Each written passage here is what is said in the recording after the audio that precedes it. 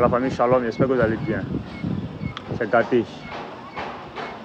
Des musulmans qui vont prendre UNICEF pour justifier leur religion. Et nous qui prenons Al-Bukhari pour lire, nous qui prenons les sources musulmanes, eux ils renient leurs propres savants, mais ils justifient leur religion par des sites UNICEF. Suivez la vidéo, vous allez voir. Là, ça dit l'hypocrisie même des musulmans. Et c'est clair. Voilà, c'est comme ça. Ils sont des hypocrites. Ils ne veulent pas la vérité. Quand on leur donne la vérité, ils renient. Parce qu'ils veulent mentir. Et c'est ça le mensonge. Vous reniez Bukhari, mais c'est vous qui prenez un site UNICEF pour justifier votre religion. Les frères, suivez la vidéo. Vous allez répondre à vos questions aisément, Inch'Allah. Donc, bismillah. Attaque-t-il. Allahu Akbar. Souvent attaque-t-il. Allahu Akbar. Vous savez, ce qui est intéressant dans l'histoire d'Hadith là, c'est-à-dire une petite question. Eux, à leur gouvernement, s'ils ont répondu, si Hadith, ils deviennent chrétiens. Une petite question seulement. C'est clair.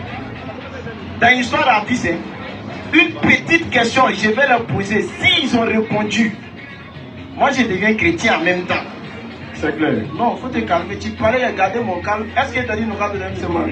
Il faut essayer de débat. Je vais poser une question. Maintenant, attends la question. Filmez-moi. Attends, film de te piquer. Il faut attendre d'abord.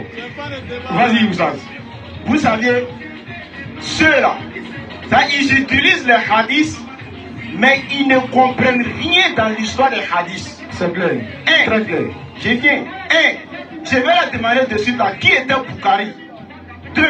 Quel était l'objectif de Bukhari dans les histoires des hadiths? Aucun d'entre eux ne connaissent. 3. Quelles sont les différentes catégories de hadiths en islam? Et puis ce qui est pire dans leur marmaille, c'est qu'ils essaient de confondre les choses, c'est-à-dire prendre le Coran ou essayer de mettre les paroles des hadiths au-dessus du Coran. C'est ce qu'ils ne savent pas. Alors que ce qu'ils oublient, chez nous en islam, il y a des hadiths qu'on appelle les hadiths Sahih, il y a des hadiths qu'on appelle les hadiths Hassan, il y a des hadiths qu'on appelle les hadiths Doïf. Voilà les 3 grandes catégories de hadiths. Mais je vais leur demander, les hadiths qu'ils ont donnés là, c'est-à-dire quels sont les critères qui rendent un hadith authentique? Ils n'ont qu'à nous donner un seul critère qui rend un hadith authentique pour qu'on puisse croire à ce qu'ils sont en train de faire. Aucun ne peut répondre. Et s'il est garçon, il n'a qu'à prendre le micro. Voilà. Je suis sur le site de l'accord de UNESCO. Hein. UNESCO. Voilà. Voilà. Je suis sur le site de l'accord de UNESCO. Hein. UNESCO. Voilà. UNESCO. Voilà. UNESCO. Voilà. UNESCO. Voilà. UNESCO. Voilà. UNESCO. God have mercy upon us.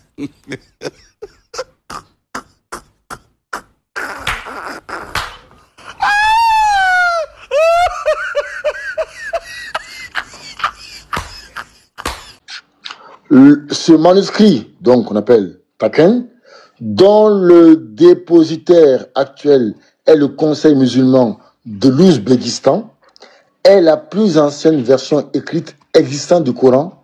C'est la version définitive qui est connue sous le nom de Mushaf d'Othman. Je reprends la lecture. Ce manuscrit, dont le dépositaire actuel est le Conseil musulman de l'Ouzbékistan, est la plus ancienne version écrite existante du Coran. C'est la version définitive qui est connue sous le nom du Mushaf d'Othman. Mon ami, en fait, tu veux fuir. On va revenir au débat initial. Tu as dit que, ok. Voilà, donc les frères, pour ceux qui n'ont pas suivi la vidéo de la présentation officielle qui s'est tenue au Togo à Lomé, je vais mettre un lien dans la description de la vidéo et en commentaire aussi. Vous allez aller directement suivre et vous serez fiers de ce que les frères ont fait.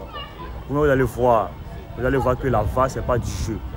Donc il est important que vous adhérez à la VAR. Voilà, sur ce, les frères, likez la vidéo, commentez et puis partagez. Voilà, la famille aussi, abonnez-vous, adhérez à la VAR.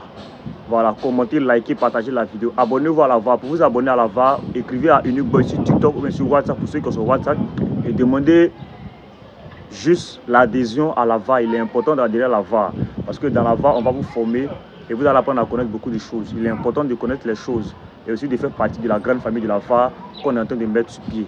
Shalom.